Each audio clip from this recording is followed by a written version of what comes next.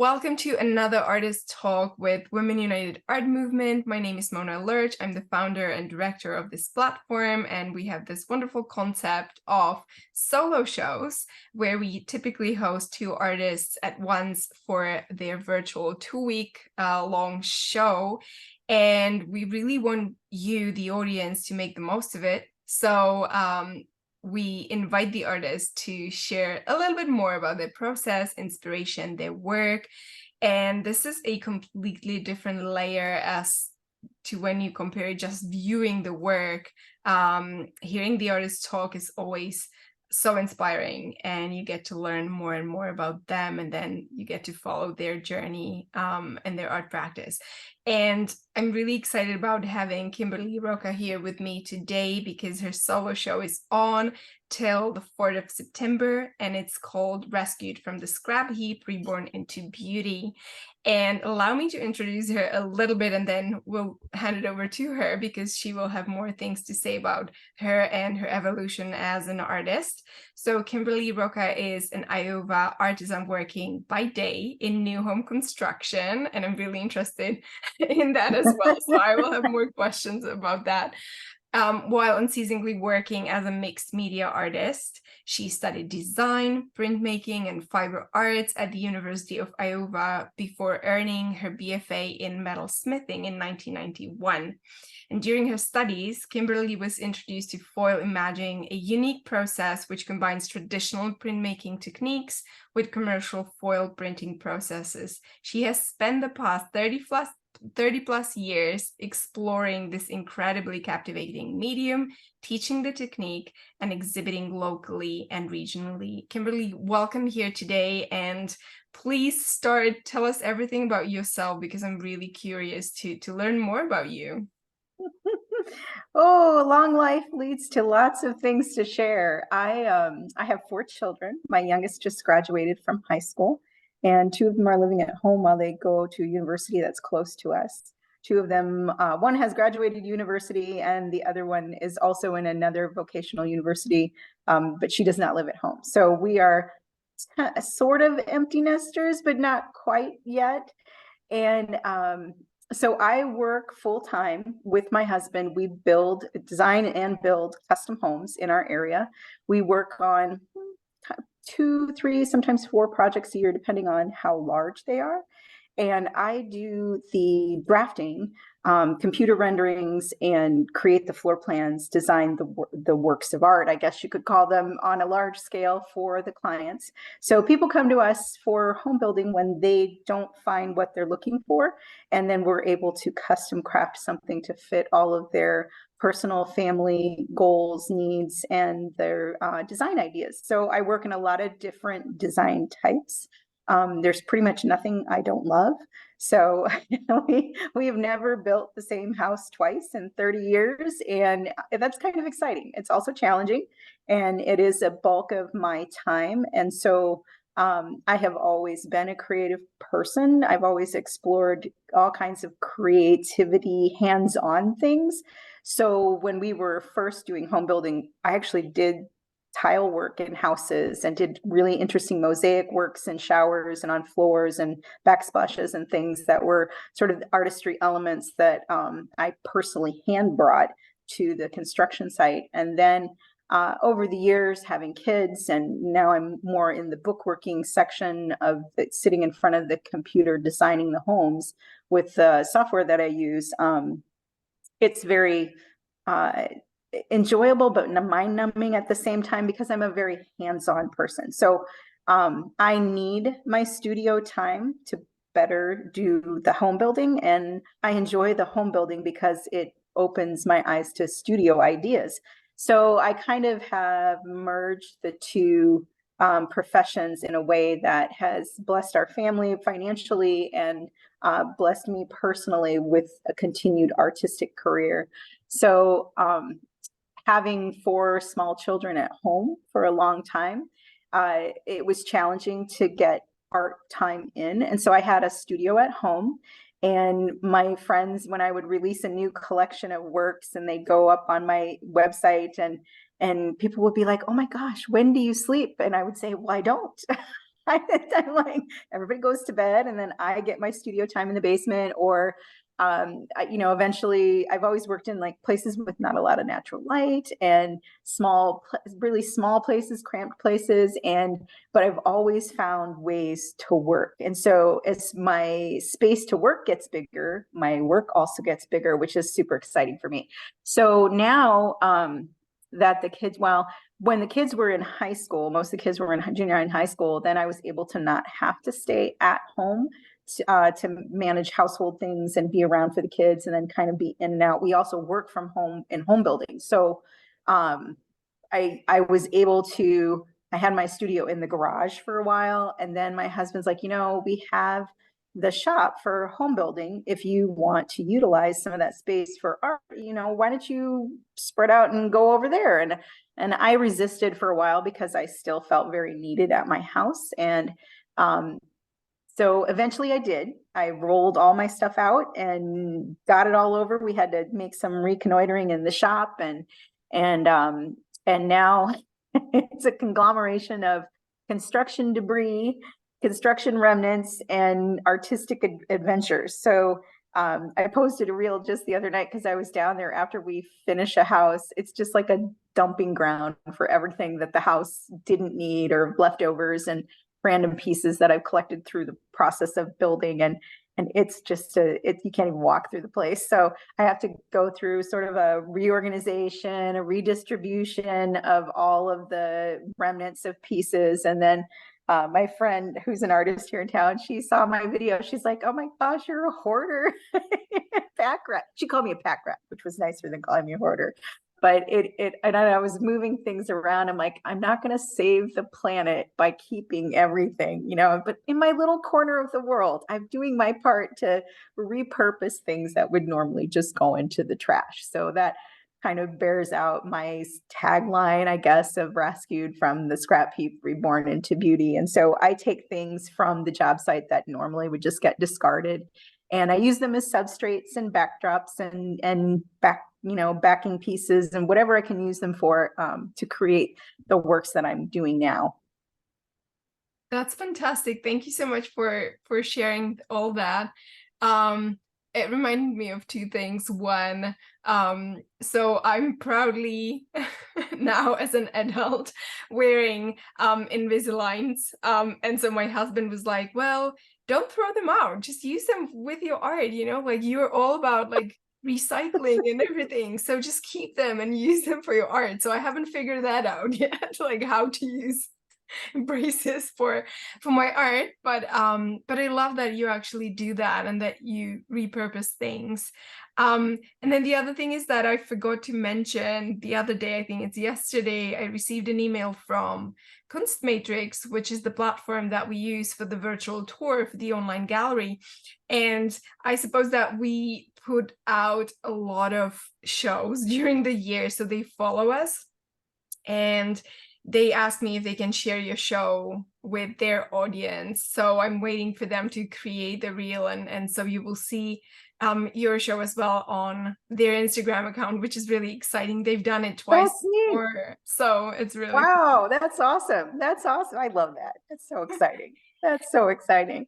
So should we look at the show, and then I'll just ask you questions as we go, Sure. because I'm really interested in your process as well, because originally we've worked together in the past on the magazine as well. Right. And I know your work, I've known your work for a while, and until we worked on the magazine, I wasn't aware how big some of the pieces are. And so then, when I got to like look at them closely, even now during installing the show, I'm just so fascinated by the material. And I want to know more about that, because it's truly unique, I would say, because I haven't seen work like that before. And I've worked with many artists, and I can see that you're wearing, did you design that? Yes. So I make jewelry, because not everybody has room for art on their walls. Not everybody can afford that. And I do have a metalsmithing background. So it's jewelry is just I call it wearable art.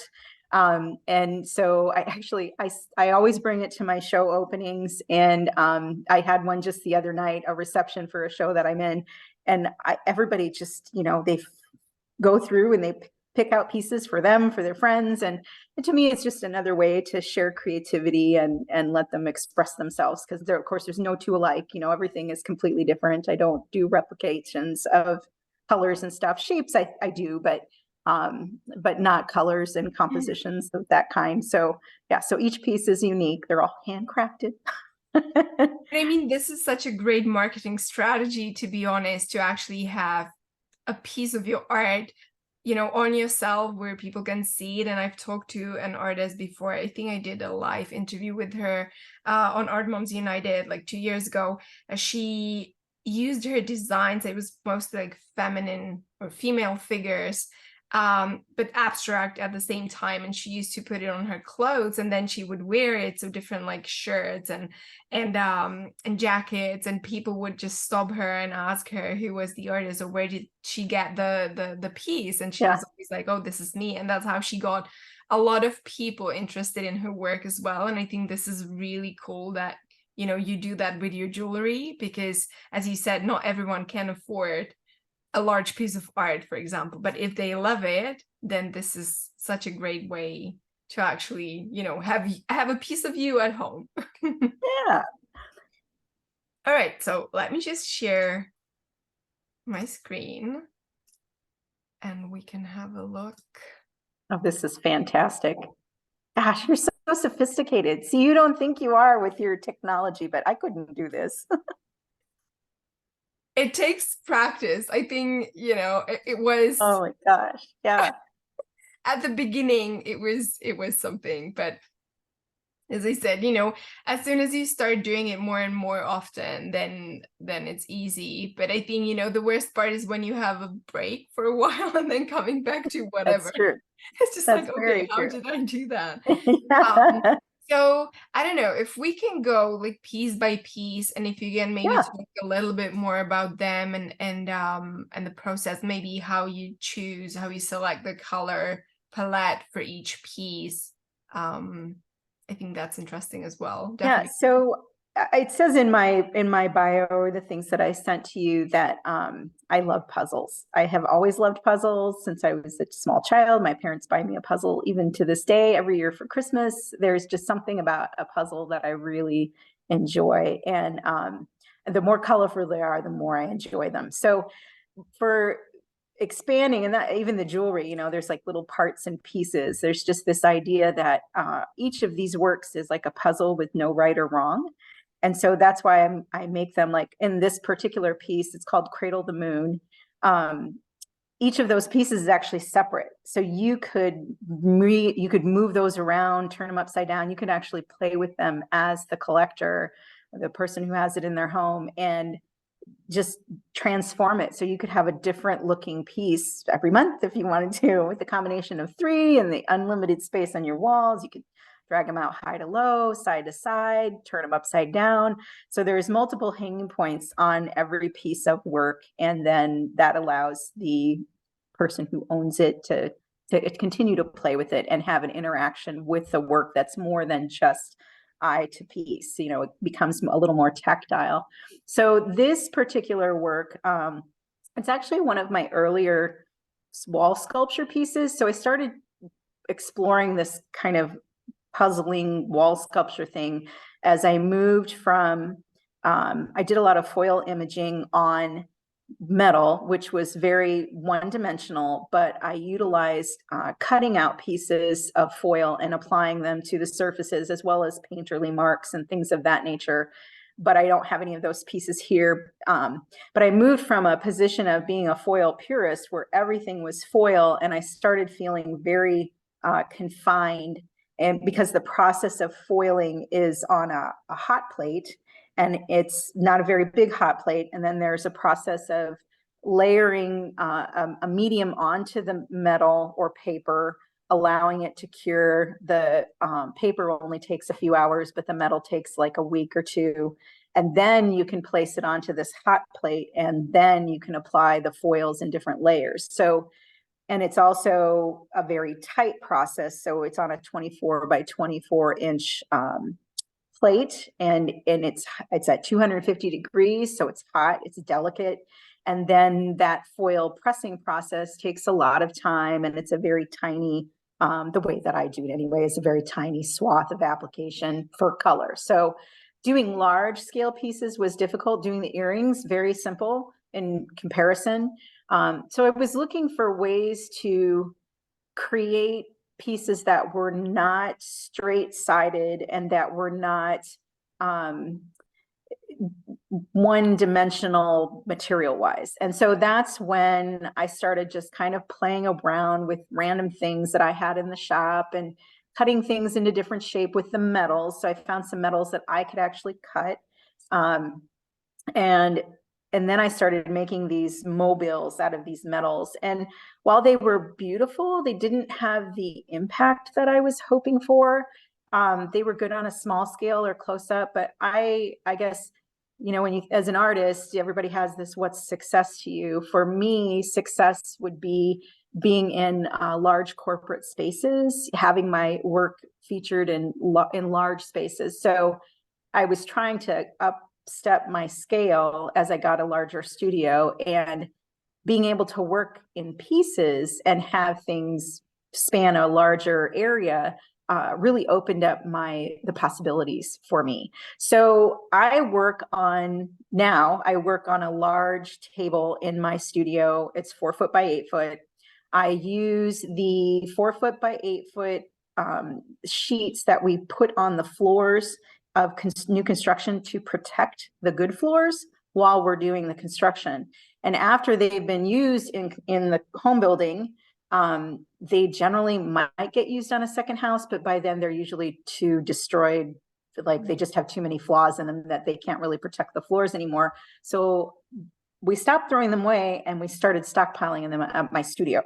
So, which is also the construction place. So, I made a table, I just kept stacking up these sheets, and I started just working on the sheets, thinking, oh, these make a great backdrop table, you know, and then I started working on them and doing other smaller pieces. And then as I got to thinking about it, I'm like, you know, I can take these pieces and like finish them off as big pieces. So I have a section on my website. It's called templates, and they're all 4 foot by 8 foot finished off paintings that I have done that started all as the backdrop of my work table. So they start as a work table thing. As they get layers and layers of different colors from other projects, then I work on them and finish them off as a full-fledged painting.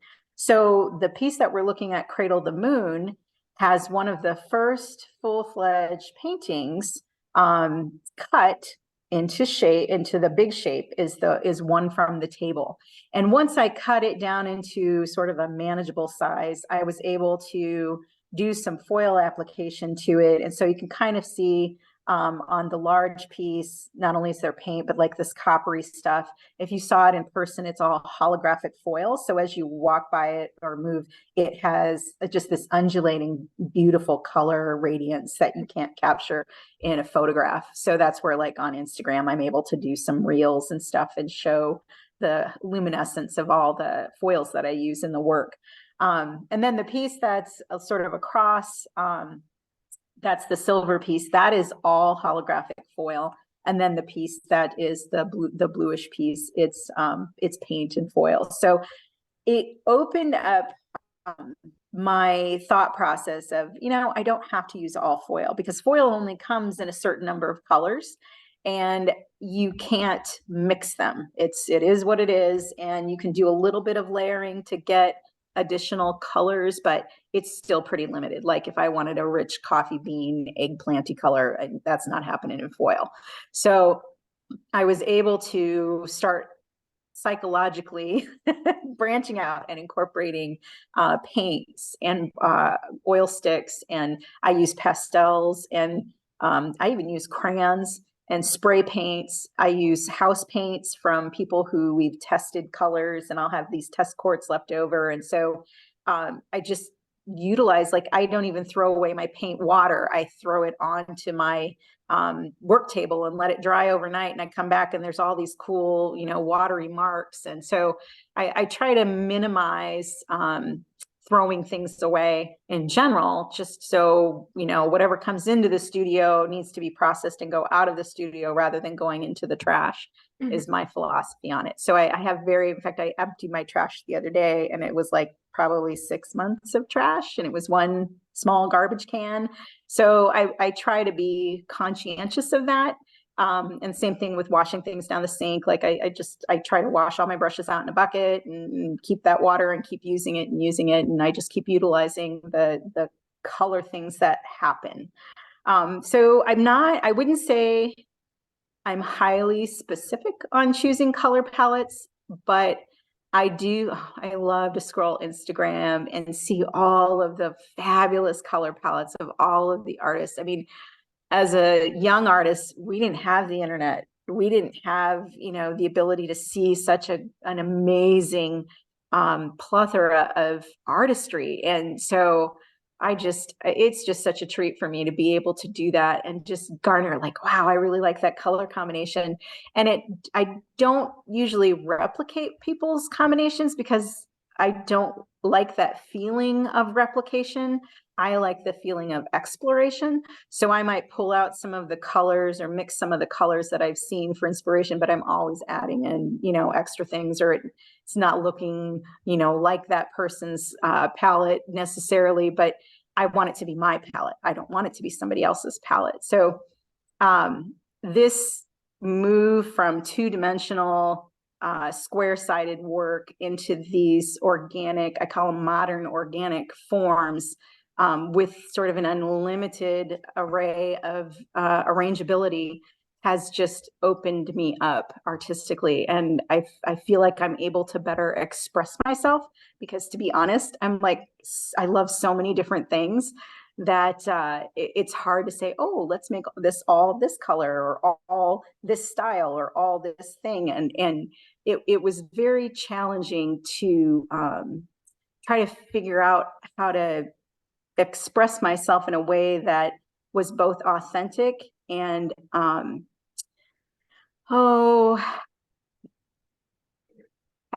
authentic and not prominent's not the right word, but something that people could see and take in a way that was like, wow, rather than, oh, that's beautiful. It was like, wow, that's really interesting. Or wow, how did they do that? I like that feeling when I look at art. So I want to express that through my work is how did they do that? Or what were they thinking? I want people to feel that when they're looking at my stuff. So yeah, titling is very challenging. So this one's called Cradle to Moon. I don't know why. I wish I knew why. I usually, when I get done with the works, I will hang them up or I'll take pictures of them and I'll either have my kids look at them or my husband, my friends and family, my Instagram reel. And I'll be like, okay, this one's looking for a title. I'll send out an email and I'll get all kinds of great title responses. And I love it. I love to hear what people see because I do them out of process. So I don't have something specific in mind when I'm making them. And, I'm a deeply spiritual person. So my studio time is spent in a lot of worship and a lot of prayer. And so I'm not focused on the end result. I'm enjoying the whole avenue of the process. Thank you so much. And that was one of my questions as well, regarding your process, if you have a specific thing in mind or not, which, you just beautifully explained. I want to move to the next piece, and one of my questions as well is about the shapes. So we sort of talked about the color and how it comes alive throughout your process, but what about the shapes? How do you decide on the shapes, or how do you actually shape those works? So I have a chalkboard at my studio that I will randomly just go in and make really broad sweeping motions on to kind of, it was born out of my foil stamping, again, it's like foil imaging. It's just tight. It's like small spaces, really tight, no real movement to my body.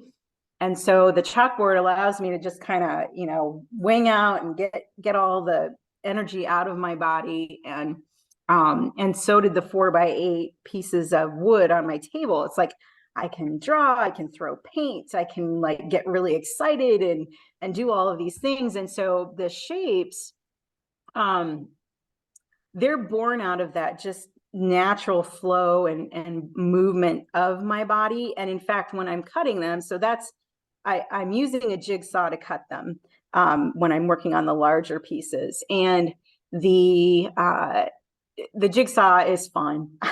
I love power tools. I love like being able to get things done and fix things and all that. So I really like power tools, but I will draw out with pastels, you know, on the board. I'll just draw out some random shapes and then I start cutting. And then as I start cutting, other shapes will appear. And so once I make the first couple cuts into a large scale board, then I just start cutting. I don't really draw anything. I just randomly cut these concepts. And so there's always a flow edge with a sharp edge. And I don't know why. I haven't really delved in that. Maybe somebody can read me psychologically and tell me why that is. But I have this thing about like there's an interruption, like the story could still go on, but I cut it off here. So, you know, now you have to use your imagination for the rest of the story. And so like this particular piece, Resplendent Shores, for this show, it looked really nice hung vertically in comparison to the rest of the pieces. But in other places, I hang it horizontally because it does very much remind me like the sun over the ocean. And, you know, people, they're like, oh, it looks like a beach, you know, yeah, it really does. And that round piece is the holographic foil piece. And it just really does a number, even in the evening, low light, you know, the sun hits it, like does so many neat things as you move by it. So it's kind of a fun thing. And I definitely have like a repeat circular element that goes through a lot of my work. And sometimes it's hard to not have every piece in a show have a circular, you know, piece in it. And I'm like, well, I guess it's kind of my thing. I don't know if that's like, you know, the birth of something or the containment of something or the never ending of something. I think it's, you know, or I don't know, but there's something about that spherical rounded shape. It's very wholesome, like whole. We all know it circles a whole. It's a continuation of life, a birthing. There's just so many ways you can, you know, a cell, you can look at it in so many different ways, but I do have a lot of repetition of circles and ladders and like openness, sort of a welcoming, a hugging, like well, we can talk about the next piece when you're ready, but there's not as much deliberate decision about the piece, the shapes. The deliberate decisions become more when I'm incorporating the shapes with each other or the elements together. Then I start being a little more deliberate, like, what does this mean to me? How am I feeling when I'm looking at it? And so some of the pieces, I like want to use a particular piece in several different, you know, combinations. And it's hard to say, okay, this one's going with this and sticking them together. And even now, like with some of them where the pieces are totally separated, I have actually sold some pieces where we've combined like two different groups and, you know, taken some pieces out of another piece to put with another piece to make a shape as big as we need or fill up a wall space where we need. And I find that very exciting and fun to do. So it's never insulting to me. Oh, I want to turn it upside down. Great, turn it upside down. I love it. So I wanted to ask you about that as well, because as you were talking and you know, about the shapes and how you create the pieces, I that was my question. Like, do you ever like swap the parts with, you know, for another part? But I mean, this is so fantastic as well that like people, when they love your work and they come, for example, to your studio or to your website, and then they have something particular in mind, they can actually talk to you about that, and you're sort of accommodating their needs and wishes. I also wanted to know if there are customers who, for example, want you to come to their place to see the walls and then have you select the pieces that go up their walls. Yeah, so I have done that on a fair amount. And in fact, my computer skill set is that I can I put together maybe a brochure of things or a PDF file of things that I think will work in their space. And then so I'll visit their space, I'll take measurements, and then I'll put together a collection of things. I'll send it to them. And then they'll say, okay, I like these, and these. And then I'll load those into my car with some extras, and then I'll go to their home and we'll move around and mill around and decide what looks good in different places, and of course which direction to hang things. And so yeah, that's been a very the computer's just been such a godsend of making it so easy to communicate artistically with people about their needs, and then being able to fulfill those needs just by via technology and emails and texts and pictures. And it really is amazing. So yes, I do get to do that. It is something that is very fun to do, although I also equally enjoy when galleries do it for me. I recently did a piece where the gallery already had 3 of the pieces, and the homeowner was in South Carolina and they wanted it to fill like their whole stairwell. Well, the 3 pieces weren't enough. And so we talked about, hey, let's add some pieces. So the gallery came up with the idea. We laid it out on the floor. We did a Zoom call. I, came up with some quick ideas on the size and shape and how to make it flow in the stairwell. We worked together with the gallery and the homeowners. And then I started working on the pieces, and I was able to take my pieces back with me to my studio so I could get the color combinations right and make them blend. But so I made these 2 new pieces, and then they saw them on Zoom. They thought they looked great. We sent them down. Somebody else hung them. And so that was like a scaled back version of a custom piece, which was also very fun to do. And the gallery was a great facilitator of that. So it really makes a difference to have great gallery representation. Totally.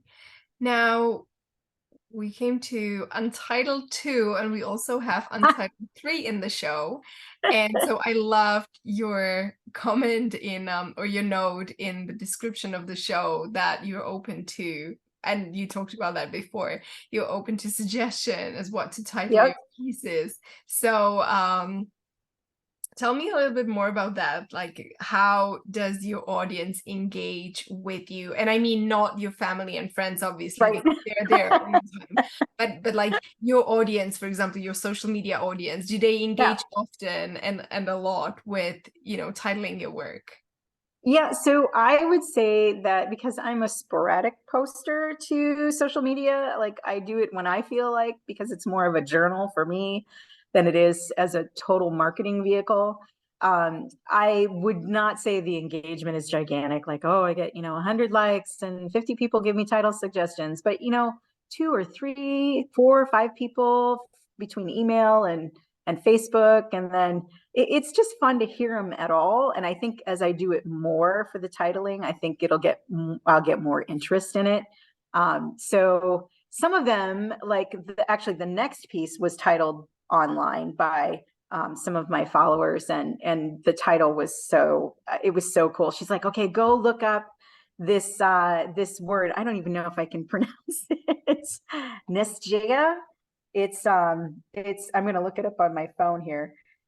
It's a place in Iceland, and I looked it up, and I was like, oh my gosh, that is amazingly, like, those are the colors. And I'm going to see, I'll pull up one picture and I'll try to show it online here if I can. Let's see if it'll let me. It's not going to do it very big, but that's like it's an underwater cave. Whoop, let me go there.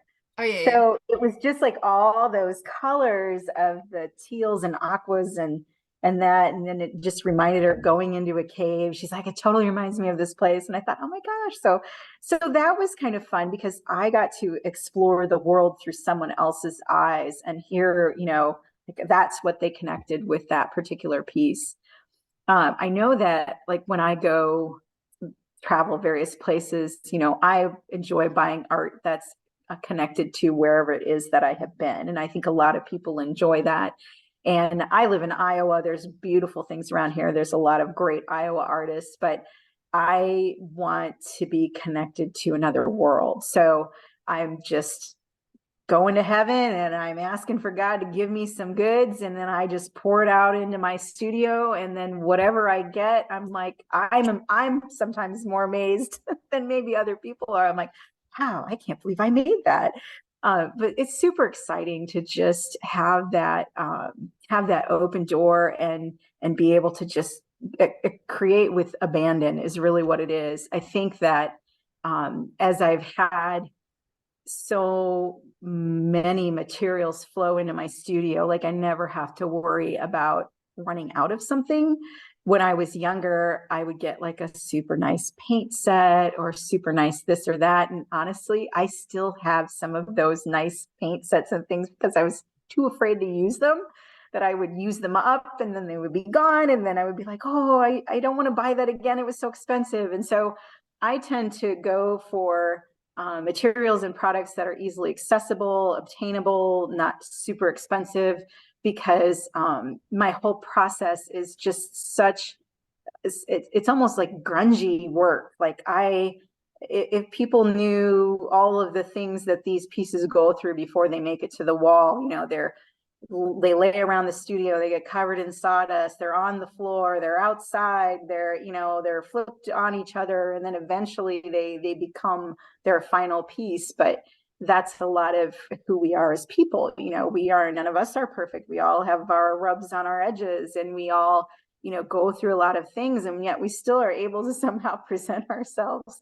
in a way that we can talk and relate and be okay with other people and go out in the world and sit on Zoom calls and it's fun to home building. And this is how I can also relate it back to home building. Home building is everything has to be perfect. Nothing can be scratched. Everything has to come together in the end and just it's like this clean slate of perfection. And so when I get into my studio, I'm like, oh my gosh, I gotta scratch things. I gotta, like rip things apart. I want to cut holes. I want to drill holes. I want to just be messy.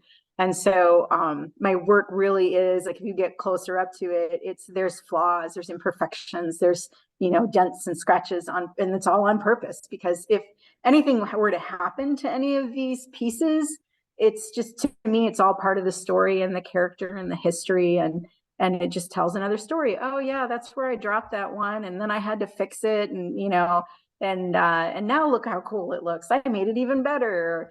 It's all part of my enjoyment of this sort of hands-on aspect of my artistry. And this is really interesting to hear because I had a solo show with an artist from the Emirates, and her pieces, like she's a painter and she uses fabric and she allows people to touch her paintings. I want to go to her show. my first question was like, how do you deal with that? Because I think most of artists, including me, they're very protective of their pieces, like my son, the other day I have one painting here and it's a painting of my friend when she was pregnant and she's sitting on the beach, and I finished it a few months ago and she reserved it because she loved it and she wants to put it to her home, and it fell from the wall because he was playing with a ball, and it's on a wooden panel and you can see but just like a tiny little bit got chipped off at the edge. And I was so frustrated, not with him, but with just like the whole thing that it fell and it got chipped, and you can't see it. Like if I don't show you, you won't be able to see it. Right, But it's right. just that horror for me, you know, all the amount of work spent on that, and then this happens, and I'm Yeah. always like so scared when I'm shipping things, for example. Oh, yeah. I'm trying to Yeah. have like this positive energy of like nothing's going to happen, you know, it's all going to be fine. Yeah. And I think, you know, sometimes we get too caught up in that like fear of something's going to happen to our art. And Yeah. I love, you know, when Gia was explaining her process and when she was talking about that, and I was like, what if it gets destroyed? And she's like, well, then it gets destroyed because, you know, it's totally fine. Like it's not meant to be, you know, protected forever Hmm. somewhere behind the glass. It's for people to like relate to the piece and touch it if Yep. they want to. And so I love that you mentioned this as well, that, you know, your pieces are living their life. And if there are scratches, if something happens to them, this is a part of the story, which is really, really cool. And I hope to get to that place one day to like let Well, go, you know. yeah.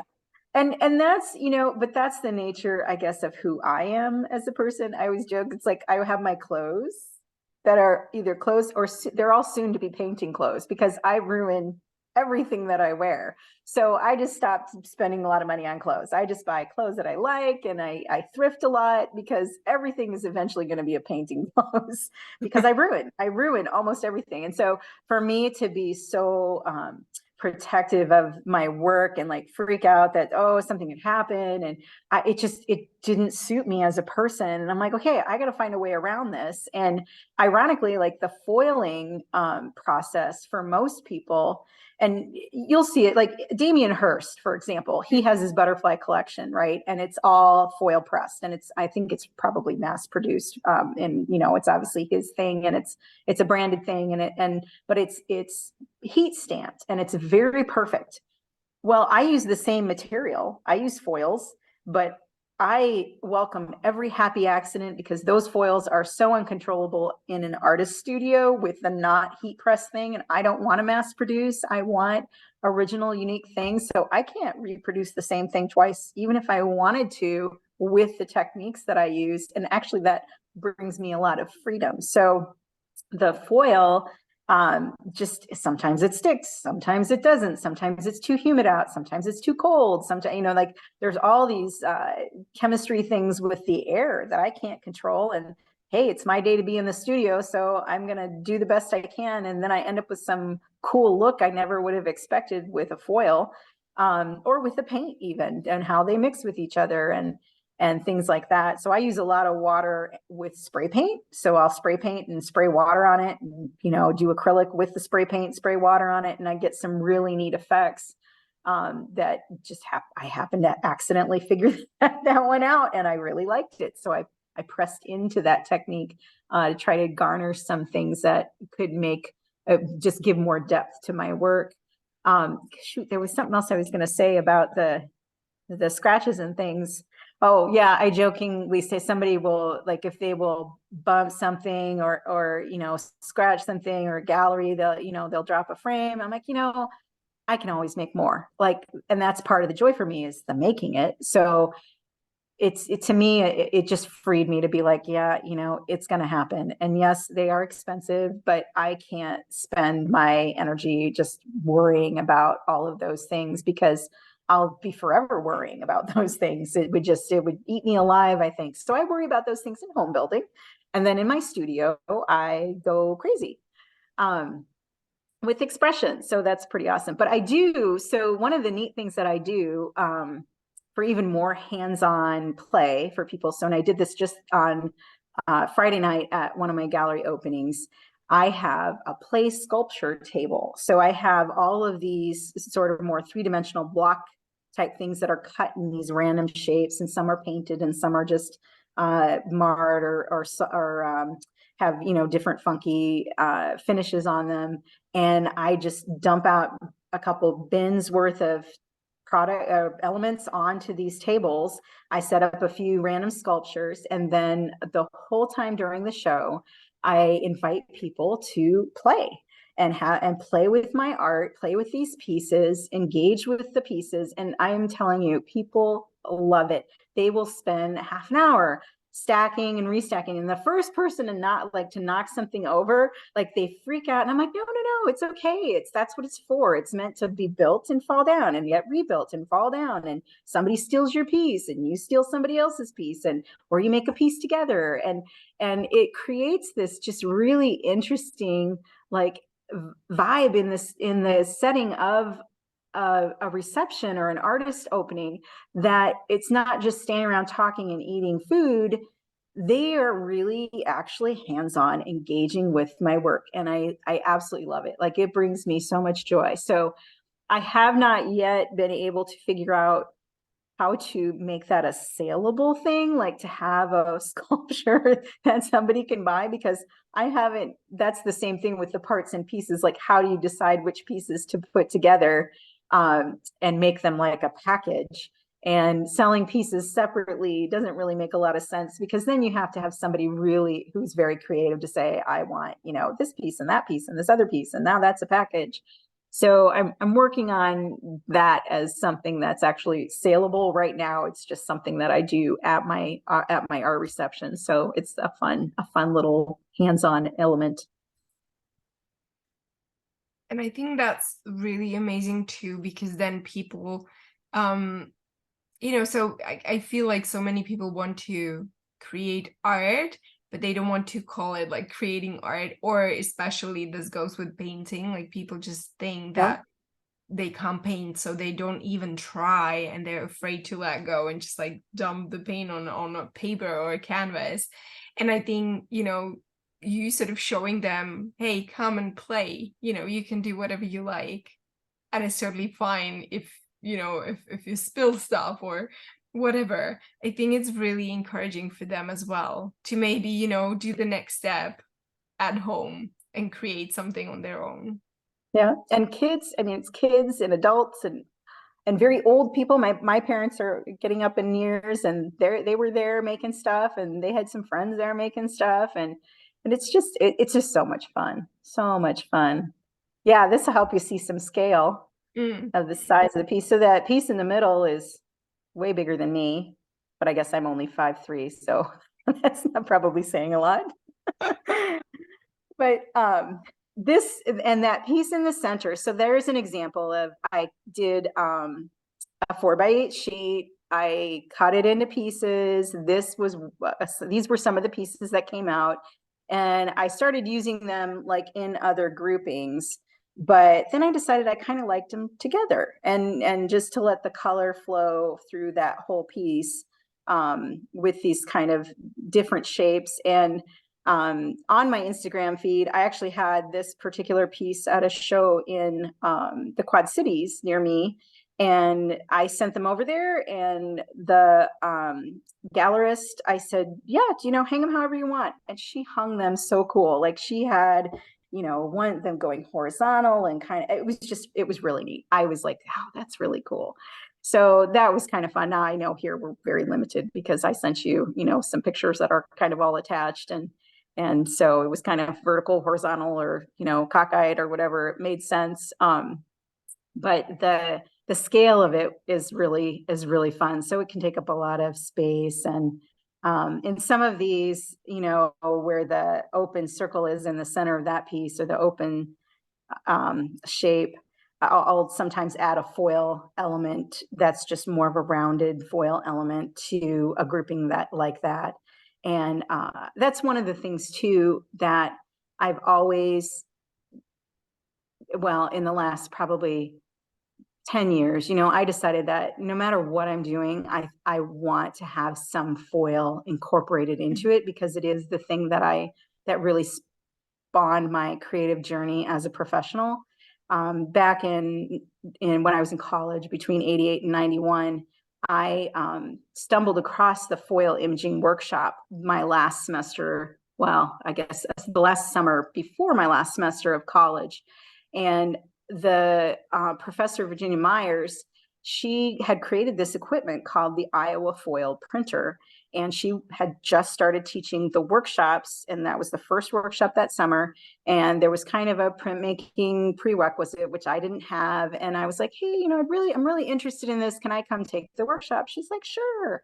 So I learned about intaglio printmaking, which I don't care for because I don't like repetition. And but the foil, I just fell in love with the foil. And in the fall of 91, I was able to take an independent class because they didn't have any class that they offered for foil imaging.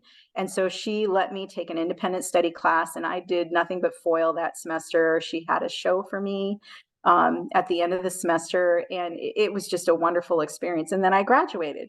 And I took a hiatus with my family. My dad got a sabbatical. He's a professor at the university, and he took a sabbatical in Australia and taught over there and took our whole family. And when I was there, I gave a small lecture at Curtin University on foil imaging and talked about my work and had my portfolio, my very small portfolio of work. And then when I came back, I was like, I think I really want to do this. So I invested. It was a very expensive investment to purchase an Iowa foil printer. It was an early prototype. And then I loaded up on Rolly foils, some of which I still have from that first purchase because you had to buy in bulk. It's not something you can just go to the art store and get, although now it's getting more accessible. And then I just went to town. I started foiling, and I started doing little shows at coffee shops and local eateries and having little pop-up shows at my house and doing small craft fairs. And I just kept doing and doing and doing and doing foil. And so wherever I would go to galleries and try to find places that would carry my work or show my work or sell my work. And back then it was all pavement beating. It was not internet finger typing to try to find places. And I had a fair number of great experiences. Probably, it wasn't the New York City, oh, you're so wonderful, and here, let's give you a huge show and sell hundreds of thousands of dollars of your work. But it was enough to keep me interested in pursuing it professionally. So yeah, here we are 30 years later, and I'm still going to town on my artistry. My husband's like, oh my gosh, you won't ever stop, will you? And I'm like, well, why should I? It's fun. Like, it's something I can really get into and enjoy, and it takes stress off my life and expounds my creativity and balances my home building job and makes me love my children more. And it just has so many benefits to being creative when you are a creative person, to be able to express that. Thank you so much for sharing. Now, I wanted to ask you about the hanging. So you've talked about, the pieces can be hanged differently, you can combine stuff. When did that idea first came about? That it can you can like vary different pieces and how they look. So I laugh that when I worked in foil, or still do work in foil, I work with the work down on a table. So I'm always turning the piece, like it's always going in different directions. So when I get done, I don't really know which way is up. And I jokingly I would laugh. My mom would come over and she'd pick a piece up off a table and she'd be like, oh, this looks great. And I would think, well, that's upside down. So she's like, well, I like it this way. So then I started really looking at my work from different dimensions. So even the 2-dimensional foil work that I do, you can hang it any direction. So I always wire it so it can be hung any direction. And so when I moved into these really organic shapes or these elemental pieces, it was, oh my gosh, it was like creativity overload. Like the number of pieces. So I'll collect up a whole bunch of different shapes and pieces. I won't necessarily cut something out specifically for a group or collection. I'll just start randomly cutting, and and sometimes I will cut the shapes and then paint. Sometimes I have the big sheets that are painted and then I cut. Sometimes I'll need an element, so I'll cut something specifically for a piece, but that's less common. And after I collect up a bunch of these shapes and elements, I clear out my studio again, get all the messy part up, and then I start arranging the pieces. And it is so much fun, but then it's really hard to commit. I'm like, well, I like this, but do I like it this high? Do I want it over there? Do I want to flip it upside down? Like, how does it relate to the other piece? So there's a lot of like internal verbal things going on as I'm actually putting the pieces together.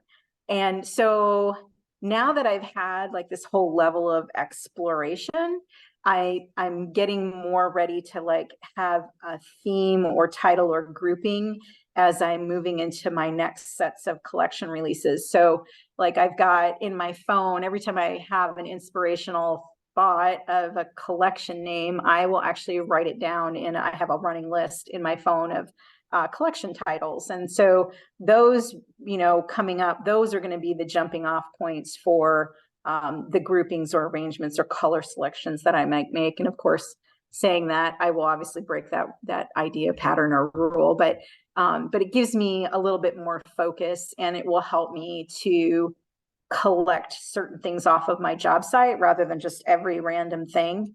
So that's going to be kind of fun. I've got some things tinkering around well, I always have things tinkering around in the back of my mind. And I have lots of small scale prototypes for, I've done some hanging mobile pieces now that I couldn't, I would have put one in here, but I had no idea how to photograph it to get it to hang in a virtual space. So those will be left for the real spaces. But I'm also going to be working on some things that you can actually walk into and look up through, or, look out through or look into, but that they're going to be larger scale.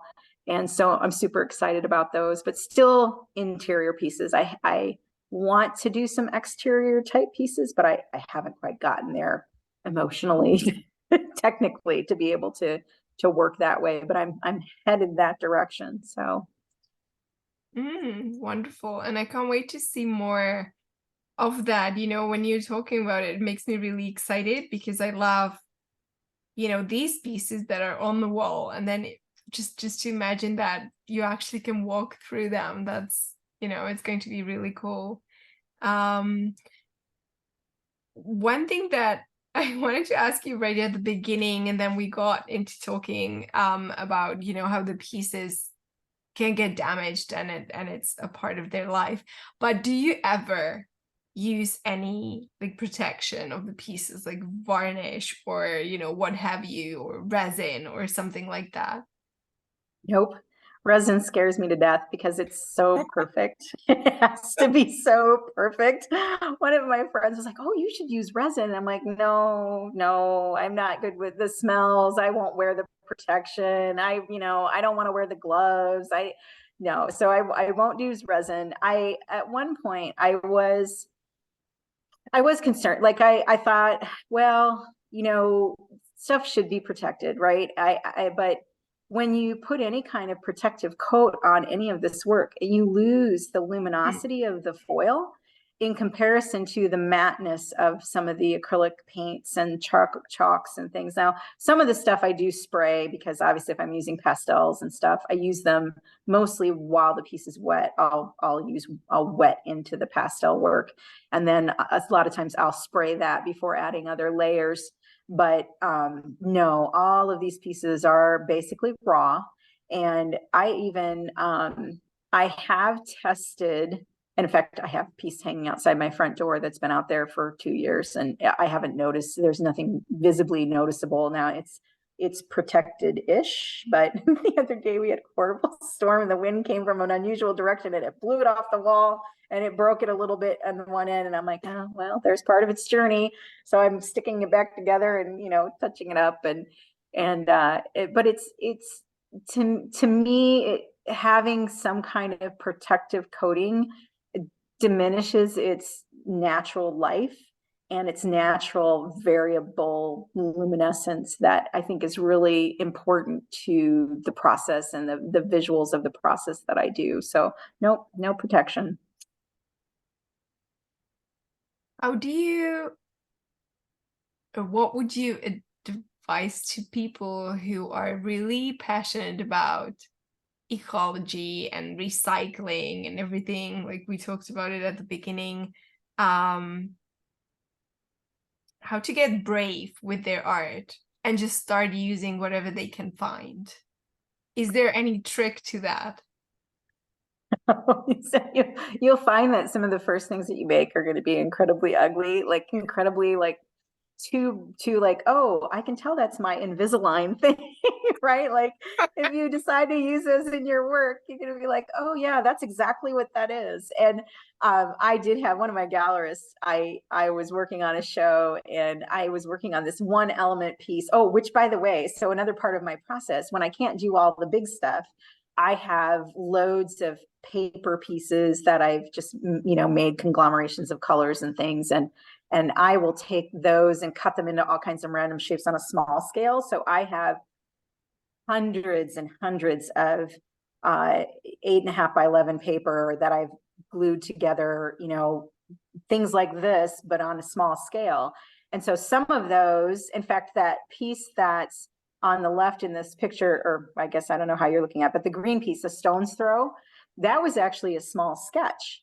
And I was able to reproduce that on a large scale. And so I took my little 8x10 sketch and I blew it up and cut it into the pieces. And then I literally transferred the coloring from the sketch onto those pieces. And it was funny because while I was doing that the whole time, like I felt like I was copying somebody else's work, even though it was my own work. So I enjoy that to some degree because I know the finished end and like it's a very specific process pattern. And I like that because I know the start and I know the end, but then I also need the other part where I'm just randomly creating stuff. So with the recycling component, I was recreating a small sketch that I had prepared for this show. And I was trying to create the one element that had a lot of texture. So I thought, okay, I'm going to use an actual material that looks textured like that on a bigger scale. So I glued all these stones, these tile stones onto this, and then I was going to foil on those. And then I took the piece in to the gallerist and she's like, it looks like stones you foiled over. I'm like, well, yeah, it does. I wasn't super happy with it, but I thought it was getting there. And she's like, no, that's really not what you need to do something else. She said, you need to get out of people knowing what it is. You want them to not know quite what it is. So, there's a twisting, bending. Actually, if you go back around the corner to Waffle Nebula.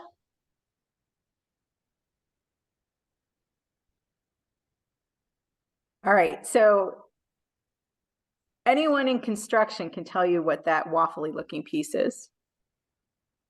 But I bet you have no idea what it is. Yeah. It goes under tile floors before you put the tile down. Now, it's in its normal state, it's bright orange, and I've painted it to take the bright orange out of so I can translate it a little bit. And this piece actually got named by one of my daughters, and she's like, oh, it looks like a waffle, and it looks like outer space. And then she came up with the name, and I loved it. And it's actually gotten into a couple of gallery or museum shows, and I think it's partly because of the title. But construction, it's really amazing. So I go on the job site, and I've got all these construction workers, and they are rugged guys and occasionally a few women that are out there doing the actual trades of physical labor. And it's just amazing, what they do to make other people's dreams come true. And they love my jewelry. They're like, wow. And I'm like, yeah, that's, this product that I took off the job site. And they're like, no way. So a few of them have actually come to some of my openings or have seen some of my work. And some of the guys, they're like, I know what that is. And so there's this like connection. And then when I start talking about the materials that I'm using as the backdrops, they're like, really? That's monkey board, or that's, OSB, or that's, yeah, I can totally see that. So there's a connection to the actual trades from where the products came from that makes it kind of fun for me too. So I can kind of create a little a branch or an avenue for people who don't normally even bother to look at art, especially in a gallery setting, that they can actually have an encounter with something.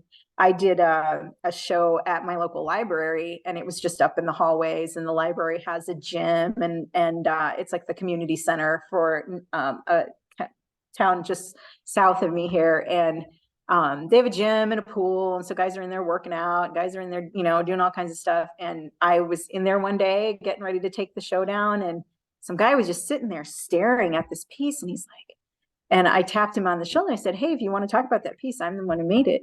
He goes, no way. He said, is that flooring from, from material from under tile floors? I'm like, yeah, that's exactly what it is. What else did you use? So it created this really neat conversation. And I like that. I like to bring art where people wouldn't normally get to experience it. And that's the same thing with those play sculpture tables. It's like people want to touch art. I want to touch art. I have a hard time going to museums and not touching all the art. So for me, this is another way to just open up that avenue for them. So recycling, to come back to the question, is you want to push it beyond its identifiable form, and or incorporate it in such a way that you're utilizing it where it you know what it is, but it's been used in such a way you never would have expected it to be used. I took 1 year, we did a parade home, which is like where you showcase your home and thousands of people walk through it. And I took the pallet material that had been sitting in front of the job, had gotten completely decrepit, and I put them together in some kind of unusual, very linear sculptures, wall sculptures with the nails and the rust. And then I whitewashed them, and I can't even remember the title I gave them, but I hung them in this very pristine modern home. And people were like, wow, where did you get that art? It came from the front yard, you know? And it was rescued from the scrap heap and just put up on the walls. But the way that it created this, like, this is what it took to make this beautiful home. It took all of this, you know, wrapping and strapping and crates and pallets and, you know, random stone. And there's just so many things. Like, I have a collection of work now that I'm doing, and it's called Peekaboo. And I've only done, I think I've only done 4 pieces because they're a little, I haven't quite worked out the mechanics enough where I'm super happy about them, but they move, they pivot on a bolt. And so the piece can change. And so as it, you know, as it pivots, it slips and moves, and so it creates like just an infinite number of variables in its presentation. But I use random screws and leftover bolts and nuts and staples and drawer pulls and screen and all these. So I'm getting into having more elements of the job site, construction site worked into the work. And that's been kind of fun. It's like I've got a piece, tiny little piece now that I haven't put on my site yet, but it's got, you know, sandpaper that I used in the shop as I was sanding the pieces down. I don't even throw that away. I throw it into my scrap bin, and I used it in this piece. And I was like, oh, it's so cool. Like the little texture, and it's ragged because it got worn out and, you know, flipped off the sander. And so, yeah, just kind of taking that, the items and pushing them beyond their recognized use really does bring that recycled artistry. I don't know, recycling artistry, is that a thing? I'm sure it's a thing. I'm sure, I know a lot of people do stuff. So would you say you see art in every object in the world? Everything. In fact, I sit here, we have a beautiful home now. We actually didn't build it. It's on a lake.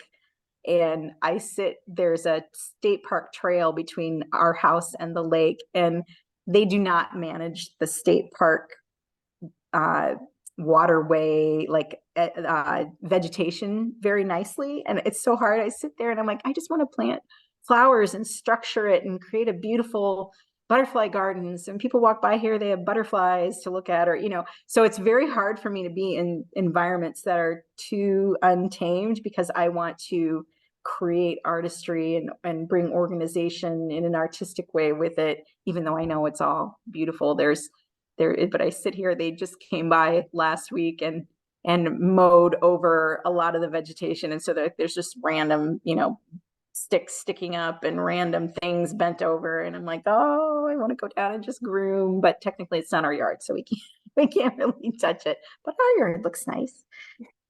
Okay, but yeah, so for part of not all of my artistry is in the studio.